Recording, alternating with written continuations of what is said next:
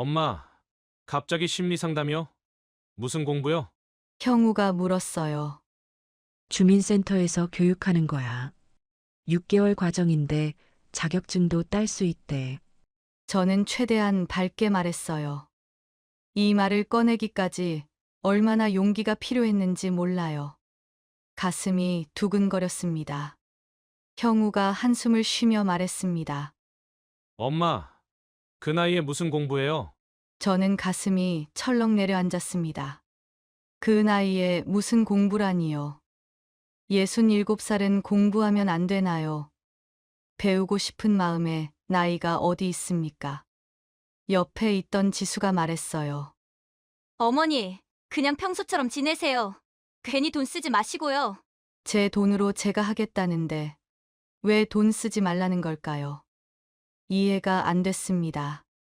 며칠 후 저녁, 저는 방에서 다음날 수업에 갈 준비를 하고 있었어요. 그때 거실에서 지수의 목소리가 들렸습니다. 여보, 교육비 얼마나 들었는지 물어봤어? 30만 원이래. 뭐라고? 30만 원? 그 돈이면 우리 생활비 보탤 수 있는데. 괜히 쓸데없이 돈 쓰는 거 아니야? 엄마, 나이에 무슨 상담사야? 그냥 집에서 쉬시면 되는데. 맞아. 그 나이에 자격증 따봤자 어디 쓰겠어. 그냥 돈 날리는 거지. 저는 가슴이 막혔어요. 제 아들이, 제 며느리가 제 뒤에서 이런 말을 하다니요. 이 모든 일이 어떻게 시작되었는지 그 이야기를 처음부터 들려드릴게요. 안녕하세요. 저는 올해 67살 김성미입니다. 평생을 가족만 챙기며 살아왔어요. 남편 뒷바라지하고 아들 키우고 며느리 눈치 보며 살았죠. 제 인생은 늘 뒷전이었습니다. 남편은 7년 전에 세상을 먼저 떠나고 혼자 살다가 3년 전부터 아들 형우와 며느리 지수와 함께 살고 있어요. 제 집이지만 저는 늘 조심스러웠어요. 며느리 눈치를 보며 살았죠. 아들 부부는 전셋집에서 따로 살다가 제 집으로 들어왔습니다. 형편이 어렵다고 같이 살자고 하더라고요. 엄마, 우리 좀 도와줘. 이번에 전세 재계약하는데 집주인이 전세금을 올려버렸어. 형우가 그렇게 말했을 때 저는 거절하지 못했습니다. 제 아들이니까요. 그렇게 함께 살기 시작했습니다. 처음엔 괜찮았어요. 아들 부부가 생활비도 조금씩 보태주고 집안일도 도와줬죠. 하지만 시간이 지나면서 달라졌어요. 생활비는 점점 안 내더니 나중엔 아예 내지 않게 됐습니다. 집안일도 마찬가지였어요. 며느리는 자기 방만 정리하고 나머지는 다 제가 했죠. 그래도 저는 참았어요. 가족이니까요. 함께 사는데 서로 도와야 한다고 생각했습니다. 그렇게 하루하루가 지나갔어요. 한 번도 저를 위한 시간이라는 걸 가져본 적이 없었습니다. 항상 누군가를 위해 움직이고 누군가를 챙기는 게 제 일이었죠. 그런데 최근 들어 문득 이런 생각이 들더군요. 나는 뭐지? 평생 엄마로, 아내로, 며느리로만 살았는데 정작 김성미라는 사람은 뭘 좋아하고 뭘 하고 싶었던 걸까요? 그 생각이 들자 마음 한구석이 허전해졌습니다. 어느 날 주민센터 앞을 지나가다가 게시판에 붙은 공고를 봤어요. 심리상담 자격증 교육 과정이었습니다. 60대 이상도 신청할 수 있다고 써 있었어요. 그 글을 보는 순간 가슴이 두근거렸습니다. 평생 꿈이었던 일이었거든요. 사실 젊었을 때부터 저는 상담사가 되고 싶었습니다. 사람들의 이야기를 듣고 위로해주고 도움을 주고 싶었죠. 하지만 그럴 여유가 없었습니다. 결혼하고 아이 낳고 살림하느라 그런 꿈은 까맣게 잊고 살았죠. 그런데 이제는 다릅니다. 아들도 다 컸고 남편도 떠났고 저는 혼자였습니다. 이제 제 꿈을 이뤄볼 수 있지 않을까요? 남은 인생은 저를 위해 살아보고 싶었습니다. 평생 꿈꿨던 상담사, 이제라도 도전해보고 싶더군요. 저는 공고를 여러 번 읽었어요. 교육 기간은 6개월이었습니다. 주 2회, 오전 10시부터 오후 1시까지요. 교육비는 30만 원이었어요. 30만 원이면 제게는 그렇게 부담스럽게 큰 돈이 아니었죠. 제 통장에는 남편이 남겨준 돈과 제가 평생 일하면서 모아둔 돈이 있었습니다. 충분히 낼 수 있는 금액이었어요. 저는 설렜습니다. 오랜만에 느끼는 감정이었어요. 뭔가 새로운 시작을 할 수 있다는 기대감이었죠. 그날 저녁, 저는 아들과 며느리에게 말하기로 했어요. 저녁 식사를 준비하면서 어떻게 말할까 고민했습니다. 식탁에 밥과 반찬을 차렸어요. 형우와 지수가 자리에 앉아서 밥을 먹기 시작했습니다. 지수도 마찬가지였죠. 저는 밥을 먹으면서 숟가락을 들었다 놨다를 반복했어요. 긴장됐습니다. 왜 긴장되는지 모르겠어요. 제 돈으로 제가 하고 싶은 걸 하는 건데요. 형우야, 지수야, 얘기 좀 할 게 있어. 제가 조심스럽게 말을 꺼냈어요. 형우가 고개를 들었습니다. 뭔데요, 엄마? 나 평생 꿈이었던 상담사 해보고 싶어서 심리상담 공부 좀 해보려고 해. 제 목소리가 작았어요. 떨리기도 했고요. 형우와 지수가 저를 쳐다봤습니다. 표정이 이상했어요. 엄마, 갑자기 심리상담이요? 무슨 공부요? 형우가 물었어요. 주민센터에서 교육하는 거야. 6개월 과정인데 자격증도 딸 수 있대. 저는 최대한 밝게 말했어요. 제가 얼마나 설레는지 알려주고 싶었습니다. 이 말을 꺼내기까지 얼마나 용기가 필요했는지 몰라요. 가슴이 두근거렸습니다. 혹시 웃으면 어쩌나, 나이 들어서 무슨 공부냐고 하면 어쩌나. 하지만 응원해 줄 거라는 기대도 있었죠. 내 자식인데 엄마가 뭔가 하고 싶다는데 당연히 좋아해 줄 거라고 생각했습니다. 하지만 돌아온 건 응원이 아니었어요. 형우가 한숨을 쉬며 말했습니다. 엄마, 그 나이에 무슨 공부예요? 저는 가슴이 철렁 내려앉았습니다. 그 나이에 무슨 공부라니요? 67살은 공부하면 안 되나요? 배우고 싶은 마음에 나이가 어디 있습니까? 하지만 아들 앞에서 그런 말은 할 수 없었어요. 그냥 씁쓸하게 웃으며 대답했죠. 형우야, 공부의 나이가 어딨어.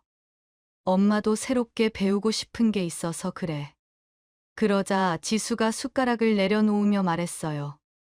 어머니, 그냥 평소처럼 지내세요. 괜히 돈 쓰지 마시고요. 돈 쓰지 말라고요? 제 돈인데요. 저는 어리둥절했습니다. 제 돈으로 제가 하겠다는데 왜 돈 쓰지 말라는 걸까요? 이해가 안 됐습니다. 지수야, 내가 내 돈으로 한다는데 무슨. 말을 끝까지 잊지 못했어요. 지수가 제 말을 끊었습니다. 어머니, 저희한테 교육비 내달라고 하시는 거 아니죠? 그 순간 머리가 멍해졌습니다. 제가 언제 교육비를 내달라고 했나요? 그저 공부를 시작하려 한다고, 꿈을 이뤄보려 한다고 말했을 뿐인데, 왜 갑자기 돈 이야기가 나오는 걸까요? 아니야. 내가 내 돈으로 할 거야. 제 목소리가 조금 떨렸습니다. 서운함이 목소리에 묻어나왔죠. 하지만 지수는 전혀 개의치 않는 표정이었어요. 오히려 더 차갑게 말했습니다. 어머니가 저희한테 부담 주실까봐 미리 말씀드리는 거예요. 저희 형편 어려운 거 아시잖아요. 그 말에 마음이 찢어지는 것 같았어요. 형편이 어렵다고요? 생활비도 안 내고 제 집에서 공짜로 얹혀 살면서요. 저는 아무 말도 못했습니다. 목이 메었죠. 엄마, 우리가 걱정돼서 그래요. 나이 드셨는데 무리하시면 안 되잖아요. 형우가 걱정하는 척 말했지만 저는 알았어요. 진짜로 걱정하는 게 아니라는 거요. 저는 그날 밤 잠을 이루지 못했어요. 침대에 누워서 천장만 바라봤습니다. 제가 잘못 생각한 걸까요? 혹시 너무 이기적인 건가요? 제 나이에 공부하는 게 이상한 건가 싶었죠. 하지만 아무리 생각해도 이해가 안 됐어요. 엄마가 뭔가 배우고 싶다는데 자식이라면 응원해 주는 게 맞지 않나요? 그리고 저는 아직 건강하고 배우고 싶은 마음도 있는데 왜 안 된다고 말하는지 이해가 안 갔습니다. 그래도 포기할 순 없었죠. 이건 제 평생의 꿈이었으니까요. 다음 날 아침, 저는 주민센터에 전화를 걸었어요. 여보세요. 심리상담 교육 신청하고 싶은데요. 네, 어르신. 신청서 작성하러 오시면 됩니다. 저는 바로 주민센터로 갔어요. 신청서를 작성하고 교육비 30만 원을 냈습니다. 제 돈으로요. 아무한테도 부담 안 주고요. 집으로 돌아오는 길, 제 발걸음이 가벼웠어요. 오랜만에 느끼는 기분이었습니다. 하지만 집에 도착하니 지수가 거실에 앉아 있었어요. 어머니, 어디 다녀오세요? 응, 주민센터 좀 다녀왔어. 지수가 눈을 가늘게 뜨며 울었습니다. 혹시 어제 말한 그 교육 신청하셨어요? 응, 했어.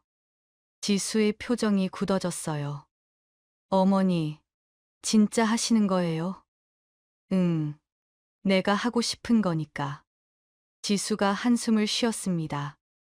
어머니, 나중에 후회하지 마세요. 저는 무슨 후회를 하라는 건지 몰랐어요. 아무 대답을 하지 않고 방으로 들어가서 문을 닫았습니다. 가슴이 답답했어요. 왜 제 가족들은 저를 응원해주지 않는 걸까요? 왜 돈 걱정부터 하는 걸까요? 하지만 저는 이 공부를 할 거예요. 제 꿈을 이룰 겁니다. 아무도 막을 수 없어요.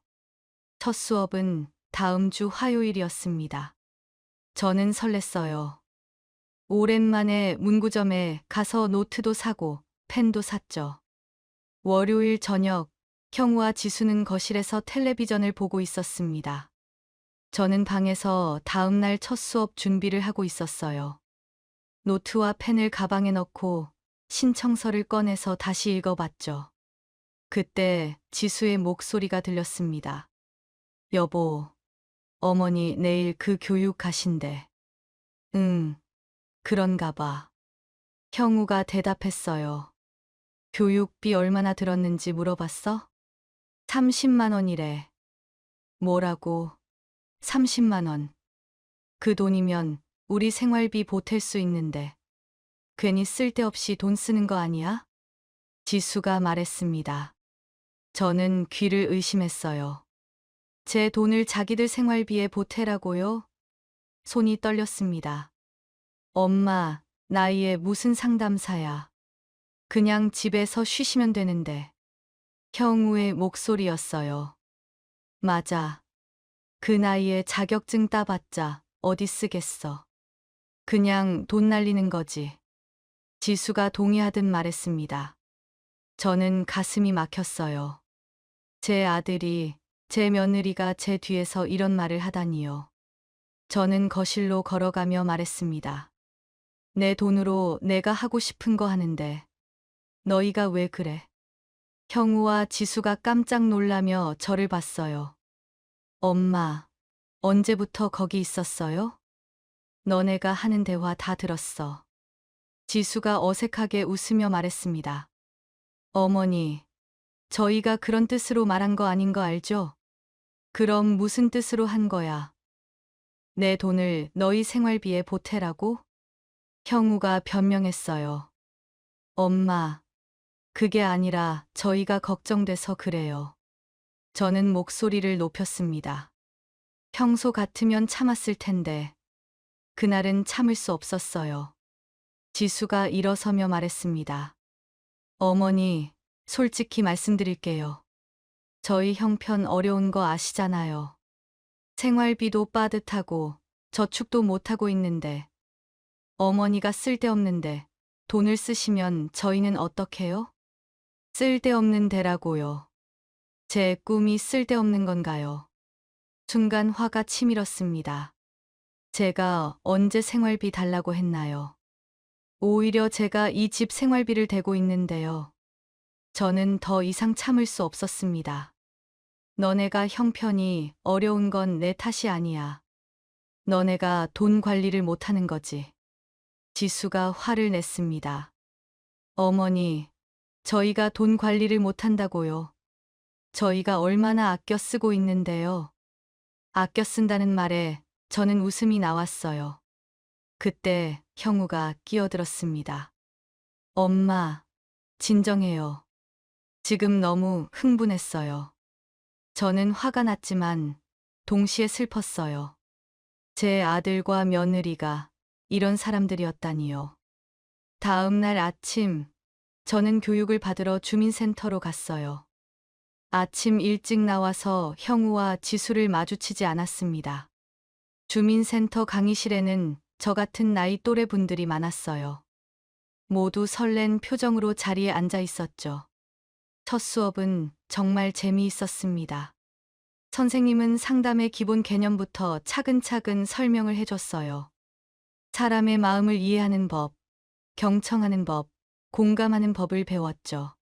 선생님 말씀 하나하나가 귀에 쏙쏙 들어왔습니다. 오랜만에 느끼는 즐거움이었어요. 수업이 끝나고 집으로 돌아왔어요. 현관문을 열고 들어가니 지수가 소파에 앉아 있었습니다. 어머니, 오늘 교육 어땠어요? 말투는 공손했지만 표정은 차가웠어요. 좋았어. 정말 재미있더라. 저는 짧게 대답하고 제 방으로 가려고 했어요. 어머니, 잠깐만요. 지수가 저를 불렀습니다. 어머니, 저희 진지하게 얘기 좀 해요. 저는 한숨을 쉬고 거실로 갔어요. 소파에 앉았습니다. 지수야, 뭘 얘기하고 싶은데? 어머니, 공부 시작하면 돈 많이 들어요. 처음 교육비만 30만 원이잖아요. 거기다 교통비, 교재비, 나중에 시험 응시료까지 하면 더 들 거예요.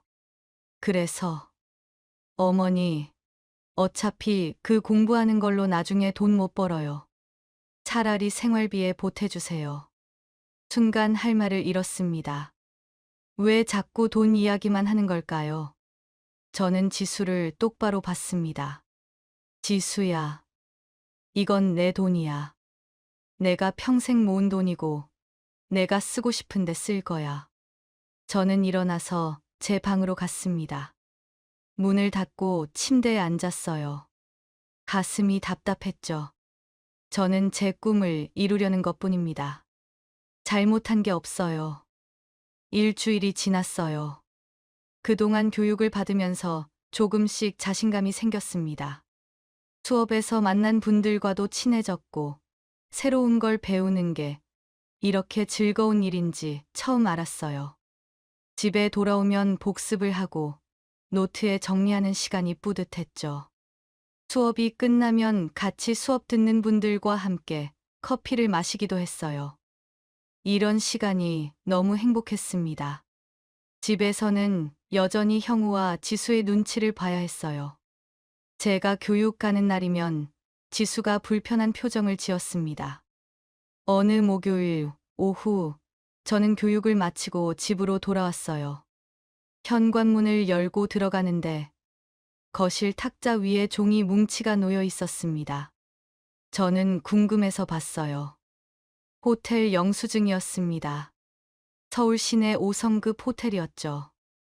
하루 숙박비가 35만 원이었어요. 저는 깜짝 놀랐습니다. 35만 원이면 제 한 달 생활비보다 많은 금액이었거든요. 생활비 없다고, 형편 어렵다고 하던 사람들이 호텔에서 35만 원을 쓴 거예요. 영수증 날짜를 보니 지난주 토요일이었어요. 형우와 지수가 주말에 어디 다녀온다고 했던 날이었죠. 저는 영수증을 들고 서 있었어요. 믿고 싶지 않았죠. 혹시나 싶어서 영수증을 자세히 봤습니다. 형우 명의의 개인 카드 결제였어요. 더 이상 변명의 여지가 없었죠. 그때 현관문이 열렸어요. 지수가 쇼핑백을 들고 들어왔습니다. 어머니, 다녀오셨어요? 지수가 밝게 인사했어요. 저는 영수증을 들어 보이며 물었습니다. 지수야, 이게 뭐야? 너네 호텔에서 묵었어? 지수의 얼굴이 굳어졌어요. 그게 남편 생일이어서 특별하게 보내려고요. 하루에 35만 원짜리 호텔에서 생일을 보냈다고요. 지수야, 너희 형편 어렵다며? 생활비 빠듯하다며? 지수는 아무 말 없이 눈동자만 굴리고 서 있었어요. 저는 지수가 들고 있는 쇼핑백을 봤습니다. 명품 브랜드 로고가 선명했어요. 아, 이건 할인해서 샀어요. 지수야, 그건 할인해도 비싸잖아. 지수가 짜증을 냈어요. 어머니, 저희가 뭘 사든 저희 돈으로 사는 건데 왜 이래요? 너희 돈, 너희가 무슨 돈이 있어? 지수가 할 말이 없었는지 입을 다물었어요. 저는 한숨을 쉬었습니다. 더 이상 말하고 싶지 않았어요. 제 방으로 들어가서 문을 닫았습니다. 침대에 앉아서 생각했죠. 형우와 지수는 돈이 없는 게 아니었어요. 있는데 자기들한테만 쓰는 거였죠. 며칠 후, 저는 우연히 또 다른 증거를 발견했습니다. 지수의 방 앞을 지나가는데 문이 살짝 열려 있었어요. 저는 무심코 안을 봤습니다. 옷장 문이 열려 있었고, 안에 명품 가방들이 여러 개 걸려 있었어요. 택도 아직 붙어 있는 새 것들이었습니다. 택을 확인해 보니 200만 원이라고 써 있더군요. 저는 놀랐습니다. 언제 이렇게 많이 샀을까요? 저녁 식사 시간, 저는 형우에게 물었습니다. 형우야, 너희 요즘 돈이 어디서 나는 거야? 형우가 당황하는 표정을 지었어요. 엄마, 그게 무슨 소리예요? 저희 돈 없어요. 형우야, 너희 호텔도 가고, 명품도 사고, 그 돈 어디서 나오냐고. 나한테 생활비도 빠듯하다고 했잖아. 형우가 살짝 떨리는 목소리로 대답했어요. 엄마, 그건 제 월급으로 내는 거예요. 형우야, 너 월급 200만 원도 안 되는데. 그렇게 다 해? 형우가 짜증을 냈습니다. 엄마, 우리 일은 우리가 알아서 할게요. 저는 한숨을 쉬었어요.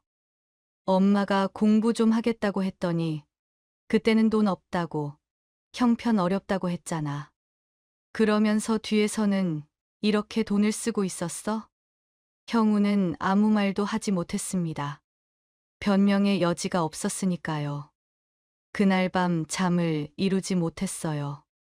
평생 가족만 위해 살았는데 가족이라는 사람들한테 이런 취급을 받다니. 눈물이 났지만 울지 않았습니다. 이제는 슬픔보다 분노가 더 컸거든요.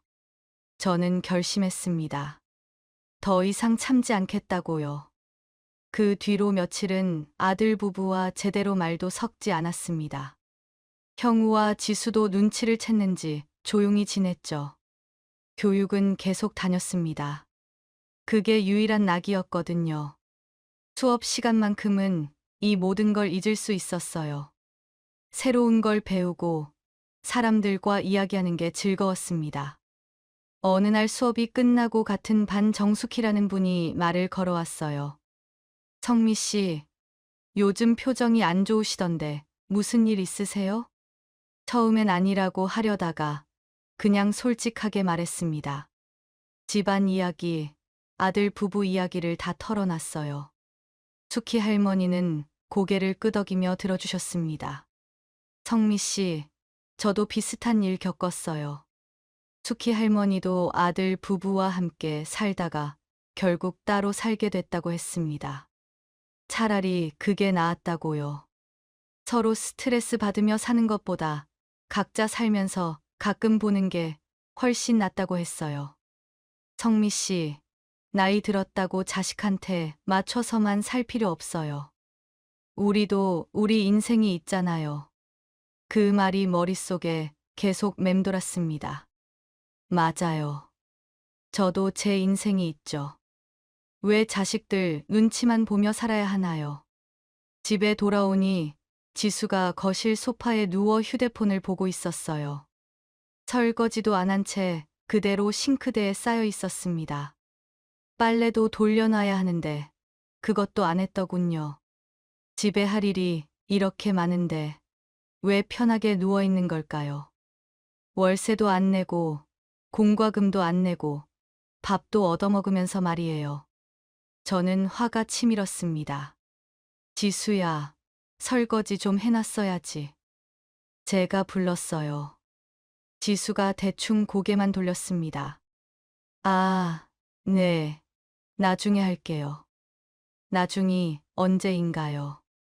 지수는 매번 항상 나중이라고 하더니 결국 한 번도 한 적이 없었습니다.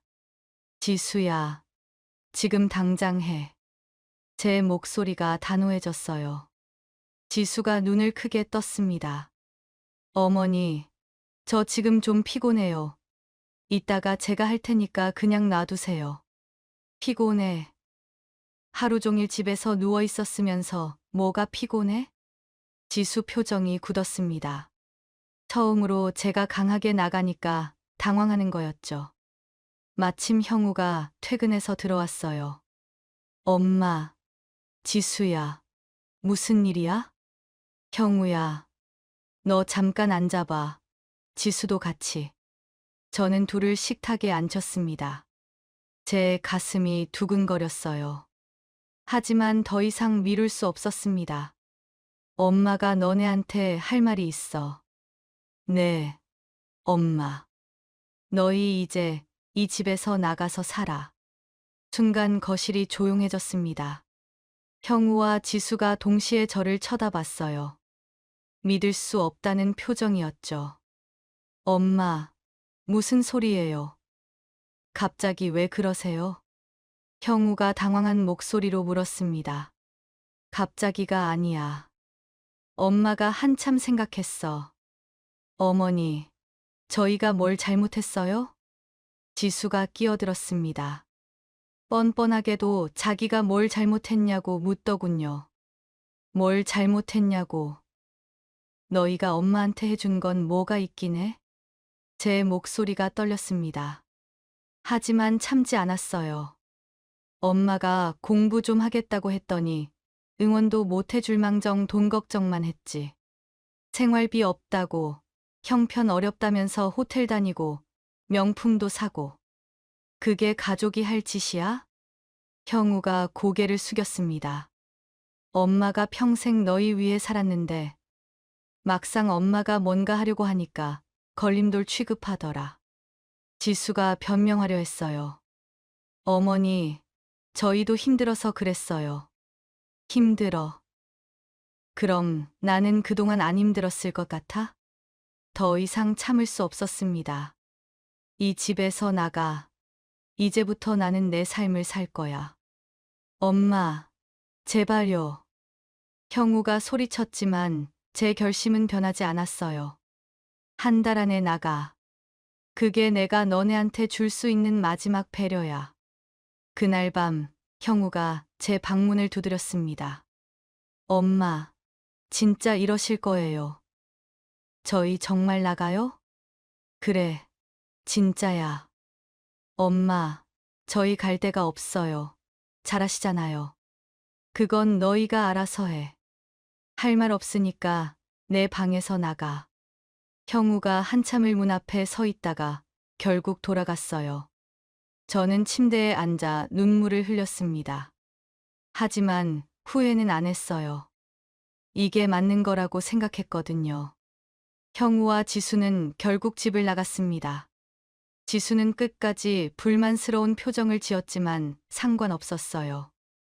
이제 남의 일이니까요. 형우와 지수가 떠난 후 제 삶은 완전히 달라졌습니다.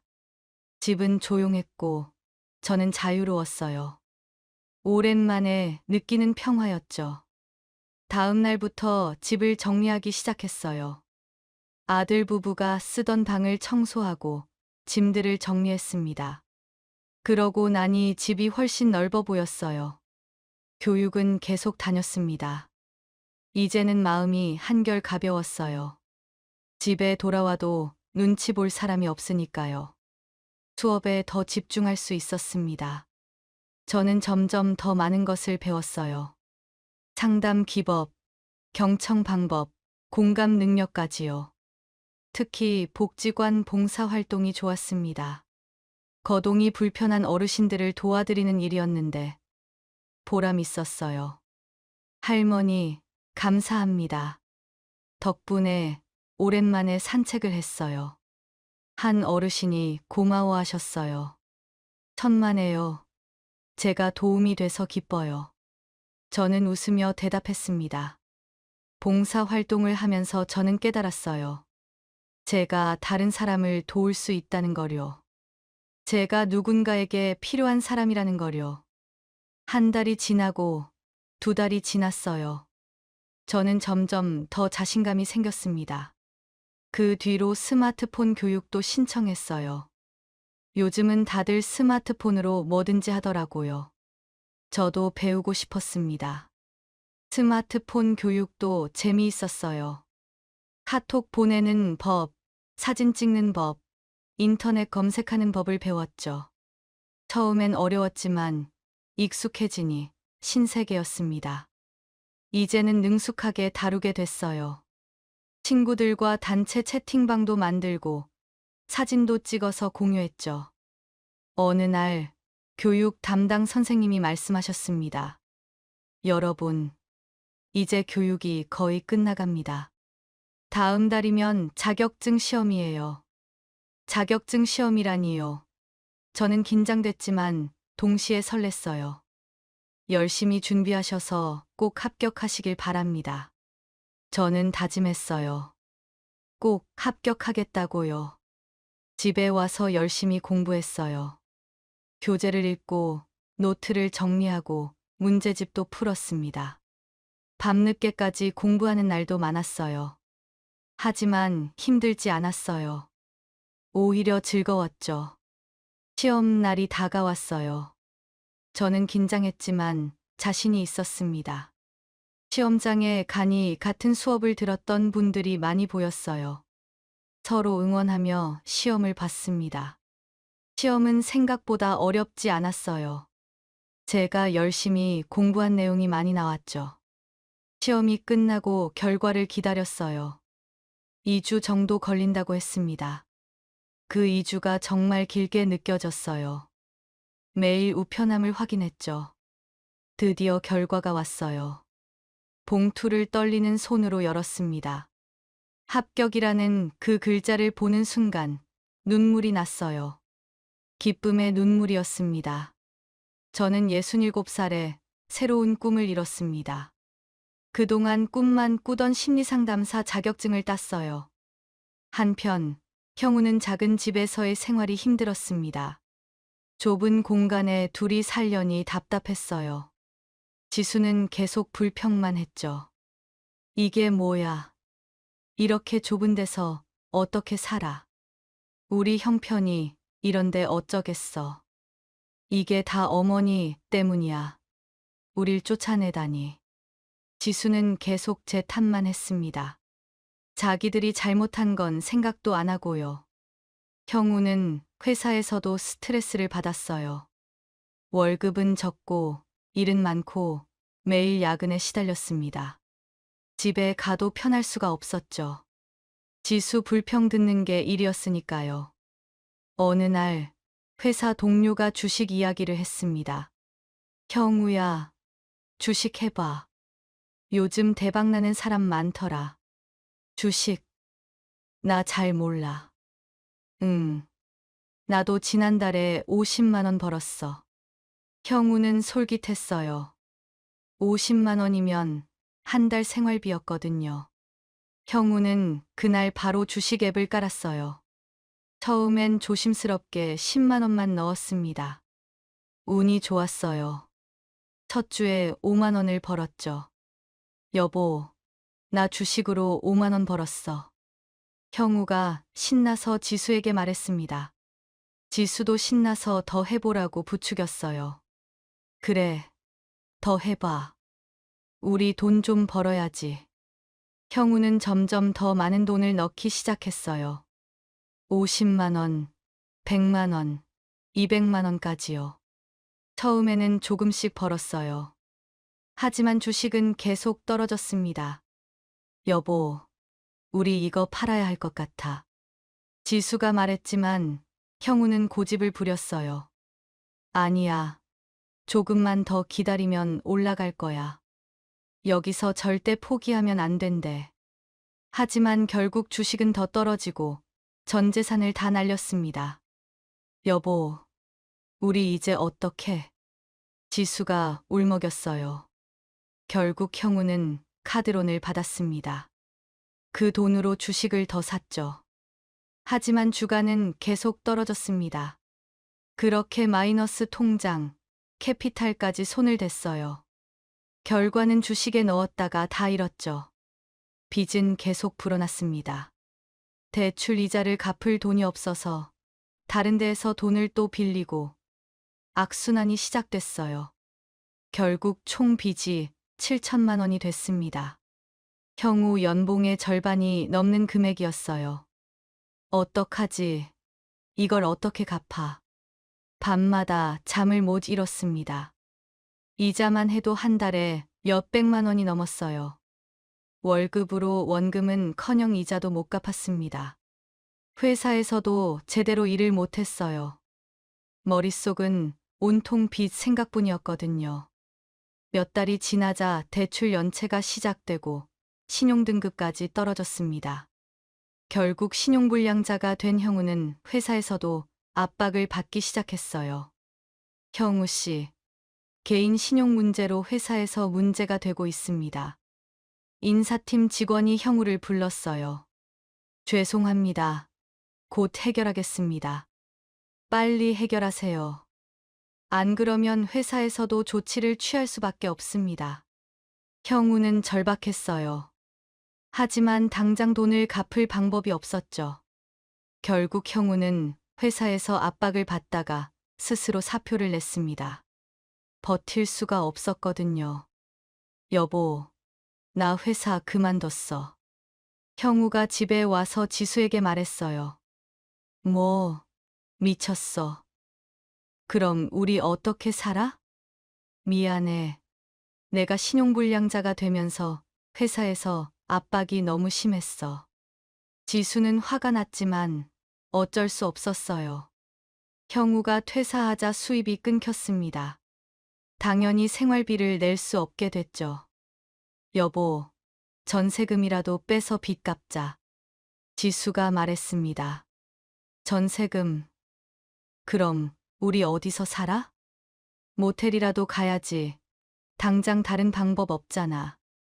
형우와 지수는 전세 집을 빼기로 했습니다. 전세금 5천만 원을 받아서 빚을 갚았어요. 하지만 5천만 원으로는 모든 빚을 갚을 수 없었죠.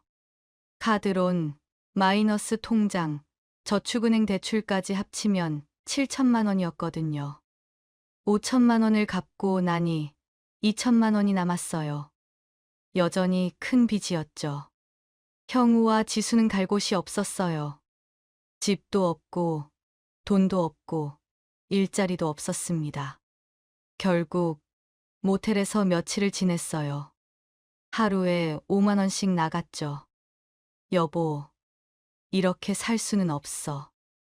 여기 살아도 매일 돈이 나가잖아. 그럼 어디로 가? 우리 갈 데가 없잖아. 둘은 막막했어요. 그때 형우가 말했습니다. 우리 엄마한테 가자. 뭐, 어머니한테. 어머니가 우리를 받아줄까? 일단 가서 빌어보자. 형우와 지수는 제 집으로 찾아왔어요. 제대로 씻지도 못해 거지 같은 몰골이었습니다. 저는 집에서 TV를 보고 있었는데 갑자기 초인종이 울렸어요. 문을 여니 형우가 초췌한 얼굴로 서 있었습니다. 지수도 마찬가지였죠. 너네 갑자기 무슨 일이야? 엄마, 우리 여기 다시 들어와서 살면 안 돼요? 형우가 떨리는 목소리로 물었어요. 저는 형우와 지수를 보며 마음이 복잡했습니다. 한편으로는 불쌍했지만 한편으로는 화가 났어요. 왜? 무슨 일 있었어? 저는 차분하게 물었어요. 형우가 고개를 숙이며 말했습니다. 엄마, 우리 망했어. 주식하다가 빚지고 신용불량자까지 됐어. 집도 없고 회사도 그만뒀어. 지수도 울먹이며 말했어요. 어머니, 제발 도와주세요. 저희 갈 데가 없어요. 저는 한숨을 쉬었어요. 형우와 지수가 애원했지만 저는 마음을 바꾸지 않았습니다. 돌아가, 너희는 너희가 알아서 해. 엄마, 진짜 우리한테 이럴 거예요? 응, 진짜야. 저는 현관문 손잡이를 잡고 문을 닫으려고 했습니다. 그때 형우가 말했어요. 엄마, 우리 여기서 가면 정말 다시는 여기 안 올 거야. 그래, 오지 마. 저는 애써 무시하고 현관문을 닫았습니다. 형우와 지수는 문 앞에서 한참을 서 있다가 결국 돌아갔어요. 문을 닫고 나니 다리에 힘이 풀렸습니다. 문에 기대서서 눈물을 흘렸어요. 가슴이 너무 아팠습니다. 아들이 저렇게 망가진 모습을 보는 게 쉬운 일은 아니었거든요. 하지만 후회는 안 했습니다. 이번에 받아줬다간 또 똑같은 일이 반복될 거라는 걸 알았으니까요. 아들 부부는 변하지 않았습니다. 여전히 자기들 잘못은 생각 안 하고 남 탓만 했어요. 며칠 후 형우한테서 문자가 왔습니다. 엄마, 정말 저희 안 받아줄 거예요. 저희 진짜 갈 데 없어요. 읽고도 답장하지 않았습니다. 답장하면 마음이 약해질 것 같았거든요. 전화도 계속 왔지만 끝까지 받지 않았습니다. 한 달쯤 지나서 형우한테서 마지막 문자가 왔어요. 엄마, 알았어요. 더 이상 연락 안 할게요. 그동안 미안했어요. 그 문자를 보고 눈물이 났습니다. 하지만 답장은 하지 않았어요. 이게 맞는 거라고 생각했거든요. 그 뒤로 형우한테서 연락이 없었습니다. 어디서 어떻게 사는지 모르겠어요. 궁금하긴 했지만 알아보지 않았습니다. 알면 마음이 약해질 것 같았거든요. 이제는 정말 제 인생을 살기로 했습니다. 아들 걱정은 내려놓기로요. 며칠 후 저는 복지관에서 연락이 왔어요. 성미 씨, 노인 상담사 일자리가 하나 생겼는데 성미 씨가 하시면 어때요? 저는 깜짝 놀랐어요. 가슴이 뛰었습니다. 상담사라니요. 제 평생 꿈이었잖아요. 진짜요? 제가 해도 되나요? 물론이죠. 성미 씨 자격증도 있고 봉사활동도 열심히 하셨잖아요. 저는 기뻤어요.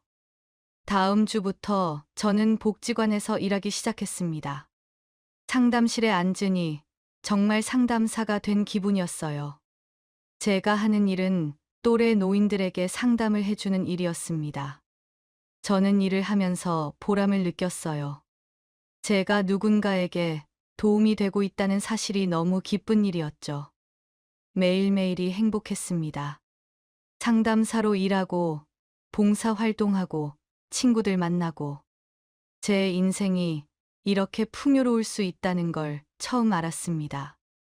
67살에 새로운 인생이 시작됐습니다. 늦었지만 행복했어요. 이제는 누구 눈치도 보지 않고 제가 하고 싶은 걸 하며 삽니다. 평생 꿈이었던 상담사의 꿈도 이뤘습니다. 저는 행복했어요. 형우와 지수가 어디에서 어떻게 사는지는 모릅니다. 어른이니까 알아서 살겠죠. 앞으로도 신경 쓰지 않을 거예요. 오늘도 상담실에 앉아 누군가의 이야기를 듣습니다. 그분들에게 위로가 되고 도움이 되는 게 제 기쁨이에요.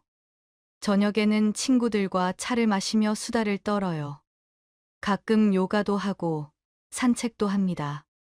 집에 돌아와 혼자 저녁을 먹어요. 외롭지 않습니다. 오히려 편안해요. 제가 원하는 걸 먹고 제가 원하는 시간에 쉴 수 있으니까요. 밤에 침대에 누우면 하루를 되돌아봅니다. 오늘도 의미 있는 하루였다고 생각해요.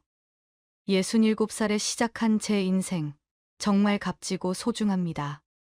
남은 시간이 얼마나 될지 모르지만 하루하루를 후회 없이 살 겁니다. 누구를 위한 삶이 아니라 나를 위한 삶을 살아요.